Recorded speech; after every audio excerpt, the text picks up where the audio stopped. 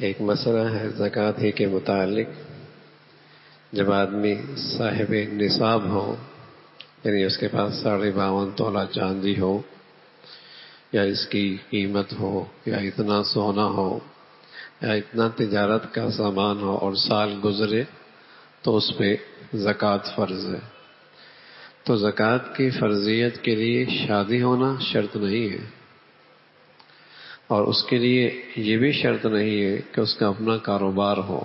بس اوقات بچی بالغ ہوتی ہے، بس اوقات بچہ بالغ ہوتا ہے، اسے تحفے تحائف اتنے مل چکے ہوتے ہیں کہ وہ صاحب نصاب بن چکا ہوتا ہے. تو اگر اس کے پاس اپنی ذاتی اتنی ملکیت ہے کہ اس کی قیمت 52.5 تولہ چاندی بنتی ہے، تو جیسے اس پہ نماز فرض ہے، اس پہ زکوٰۃ بھی فرض ہے.